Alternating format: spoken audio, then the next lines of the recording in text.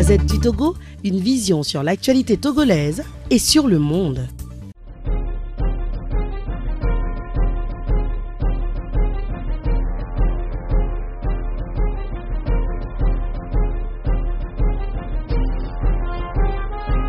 Mais il y a un problème central. Il y a un problème central ou deux problèmes centraux. C'est-à-dire qu'il y a une crise au Togo et il y a une institution communautaire, la CEDEAO, qui peut-être a vu, soit que les Togolais n'arrivent pas à trouver eux-mêmes la solution à la crise, parce que il y a les violences, la répression qui domine le peuple, et elle est intervenue pour apporter une touche. Et donc, elle a pris la facilitation du dialogue et on attend le 31. Et donc, l'intérêt de cette conférence de presse, c'est que nous n'allons pas rester les bras croisés pour attendre le 31 juillet 2018. Nous n'allons pas rester les bras croisés pour dire la CEDEAO a pris en main la question togolaise et donc nous attendons que les chefs d'État de la CEDEAO viennent nous résoudre la crise togolaise. Ça, c'est l'un des intérêts de cette conférence. Ce premier intérêt est la conséquence d'un rappel historique. En 2005, après la mort du général Yadema, personnel, son fils a été imposé par l'armée togolaise. Nous avons eu plus de 500 morts. Mais malgré les 500 morts et les irrégularités flagrantes qui ont émaillé le processus électoral, la CEDEAO a avalisé le scrutin et a demandé à l'opposition togolaise et donc aux forces vives du Togo de régler le problème parfois de négociation et parfois légale. Ça a conduit à la signature de l'APG et ainsi de suite. 12 ans après la signature de l'APG, qui prescrit la réforme institutionnelle et constitutionnelle, aucune trace de mise en œuvre des réformes recommandées par l'APG de 2007. C'est pourquoi nous disons, il y a quelqu'un qui a parlé en termes en langage en français facile, que la CEDEAO a une dette envers le Togo. La CEDEAO a une dette envers le Togo. Et que cette crise que nous vivons aujourd'hui est la conséquence de ce qui s'est passé en 2007. Personne ne peut le nier. Et donc, que la CEDEAO n'est pas étrangère à la crise togolaise. Elle connaît le mal, elle connaît les racines du mal. Il appartient à la CEDEAO de formuler une feuille de route claire, sans complaisance envers les autorités togolaises, sans complaisance ni légèreté. Et ensuite, une feuille de route qui réponde aux aspirations du peuple togolais. Et tout le monde connaît aujourd'hui les aspirations du peuple togolais. Le peuple togolais a soif de l'alternance politique, le peuple togolais a soif du changement. Autrement dit, quelle feuille de route? Une feuille de route qui répond aux aspirations du peuple togolais. Autrement dit, si le 31 juillet 2018, la conférence des chefs d'État de la CEDEAO ne sort pas une feuille de route qui répond aux aspirations profondes du peuple togolais, cela voudrait dire, comme vous l'avez dit vous et moi, que le peuple togolais souverain doit réagir. Le peuple togolais doit réagir. Je voudrais nous rafraîchir un peu la mémoire.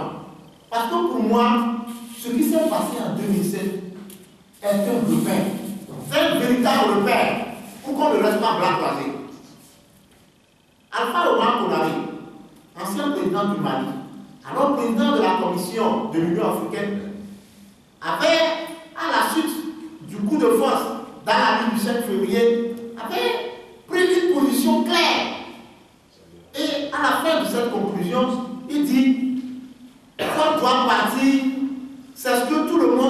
exemple aujourd'hui. C'était en 2005. Cette phrase, elle est encore d'actualité. Elle est encore d'actualité. Et Alpha Omar Konaré disait ceci, qu'il fallait arrêter cette aventure sans issue. Effectivement, en acceptant que Ford organise les élections en 2005, après avoir été commanditaire d'un coup de foi, d'un coup d'État, en violation de l'article 148 de notre Constitution, et qu'en acceptant qu'il présente la candidature en 2005, qu'il organise des élections, en réalité, le Togo s'était alors engagé. Et donc, la CEDEAO a fait engager le Togo dans une aventure sans issue.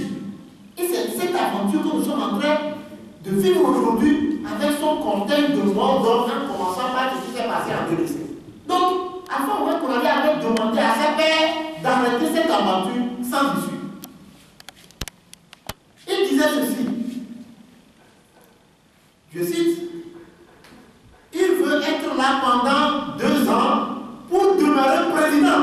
C'était en 2005. Il avait demandé qu'on lui donne 2 mois. 2 mois, excusez-moi, c'était 2 mois, parce que la commission lui demandait, on devait convoquer le corps électoral dans 3 mois. 3 mois. Et donc il avait déjà, dans 60 jours, excusez-moi, donc les 60 jours équivalent à 2 mois. Donc il a demandé les 2 mois pour organiser les élections, ouvrir, mais il a prédit qu'il veut les 2 mois pour demeurer président. Il est président en 2007, 2010, 2015. Il veut l'être encore en 2020-2025.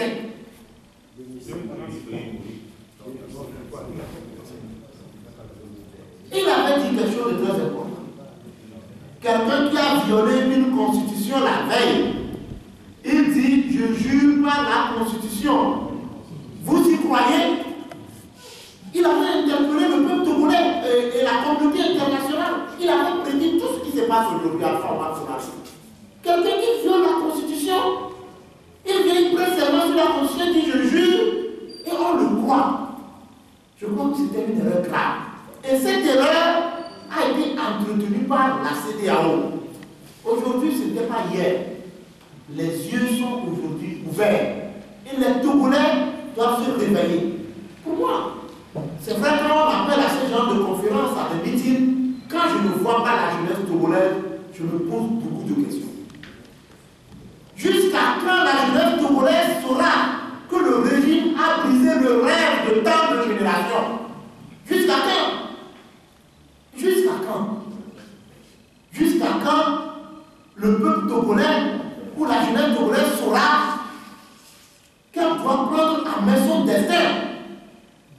La dernière fois, le président ivoirien disait qu'il faut transmettre le pouvoir en 2020 à la nouvelle génération. Il a dit une phrase en faisant référence à Emmanuel Macron. Le président Emmanuel Macron a pris le pouvoir à l'âge de 39 ans. Nous, jeunes Africains, n'avons-nous pas d'ambition? Est-ce que nous n'avons pas d'ambition? Non, mais je crois que la jeunesse togolaise, la jeunesse africaine doit se réveiller.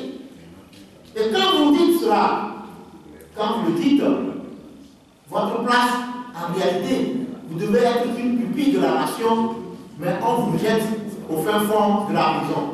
Et je crois que, je vais terminer par là, par nos amis de Bouéki, les défenseurs des droits de l'homme qui sont aujourd'hui en détention. Et je crois que dans les prochains jours, il faut que les organisations de défense des droits de l'homme, j'interpelle le président de la Ligue togolaise des droits de l'homme, mon successeur, j'allais vous souhaiter joyeux anniversaire, mais permettez-moi, je le ferai à la fin. Il faut que les organisations de défense des droits de l'homme se lèvent sur ce dossier des gens de Bouéki et du président du Réjat. Parce que ce n'est pas normal. J'ai traité ce dossier par 2 fois devant la chambre d'accusation. Ça fait 2 fois que ces jeunes demandent la liberté provisoire, on leur refuse la liberté provisoire. Mais qu'ont-ils fait? Qu'ont-ils réellement fait? Je cherchais dans ma tête. Et hier, j'ai rencontré une interview que M. Eza a accordée à M. Amos, qui est responsable de la radio à Boulété. Et j'ai su que c'était le mal de ce jeune. Le mal de ce jeune, c'était d'avoir accordé une interview pour demander à son assisté d'accepter de partir en 2005 et de sortir par la grande porte. C'était tout son mal. Aujourd'hui, il est au fin fond d'une prison. Si vous trouvez cette interview, suivez cette interview jusqu'à la fin, vous allez comprendre que tout le monde de ce jeune garçon, un cadre de bande, qui croupit tout simplement pour avoir créé une organisation pour porter son aide. Parce qu'en réalité, quand le pouvoir fait mal et il ne trouve pas de gens pour compatir, en principe, il est content. Ces jeunes avaient voulu soigner, porter secours aux blessés, à titre humanitaire. Aux blessés des manifestations, on les a pris, on les a jetés en prison. Et je crois que monsieur le président de la Ligue togolaise des droits de l'homme, ça serait une prochaine, un terrain pour vous, parce qu'il faut vraiment que ces jeunes soient libérés. Il faut vraiment que ces jeunes soient libérés, ils n'ont pas leur place là-bas. Aujourd'hui, c'est eux. Demain, ça vient de notre tour si on ne fait rien. Donc, je crois que tout ce combat que nous voulons, c'est pour l'avènement de la démocratie. Nous voulons interpeller la CEDEAO pour dire ce qui n'est pas bon pour le peuple ghanéen, ce qui n'est pas bon pour le peuple nigérien, ce qui n'est pas bon pour le peuple guinéen, ce qui n'est pas bon pour le peuple ivoirien, ce qui n'est pas bon pour le peuple burkinabé, pour le peuple sénégalais, qu'on ne tente pas de l'imposer aux Togolais. Nous n'accepterons jamais. Si le président Ouattara annonce son départ en 2020, soit ça peut être pour le duper les gens, prenons-le par parole. Mais le président Ouattara est venu au pouvoir en 2010 ou en 2011. Et il veut partir en 2020. Pourquoi il va cautionner quelqu'un qui est venu au pouvoir 5 ans avant lui et qui veut rester toujours au pouvoir après son départ? Ça voudrait dire qu'il renifle une crise en Côte d'Ivoire s'il cherche à se représenter. Au Togo également, nous reniflons une crise si la CEDEAO ne fait pas une proposition concrète pour créer des conditions idoines pour l'alternance politique. Et je crois que en cela, il faut que nous, ce n'est pas un restant chez nous, ce n'est pas un restant devant nos androïdes. Non, le Front citoyen Togo debout, nous seuls à tout à nous ne pouvons pas faire. Nous sommes beaucoup plus encouragés lorsque nous vous invitons, lorsque vous venez à nos meetings. Ce meeting, je crois qu'il est lancé le dimanche, le samedi prochain, le 28, à Kassimé. C'est pour le peuple togolais. C'est pour les citoyens togolais, c'est pour la jeunesse togolaise, c'est pour les populations des villes et des campagnes, pour venir massivement et dire ce que nous attendons de la CEDEAO. Quelle feuille de route nous attendons de la CEDEAO? Si nous restons bras croisés, ils viendront nous imposer ce qu'ils pensent, leur dévider la table, pour nous dire qu'ils ont réglé la crise togolaise. Mais en réalité, il faut rester mobilisé avant, pendant et après la conférence des chefs d'État de la CEDEAO qui aura lieu le 31 et La Gazette du Togo, une vision sur l'actualité togolaise et sur le monde. Rejoignez-nous sur le www.lagazettedutogo.com ou sur nos comptes Facebook, Twitter et YouTube. Pour tout contact, écrivez à contact@lagazettedutogo.com ou appelez le 92 80 88 53. La Gazette du Togo, c'est l'information en continu.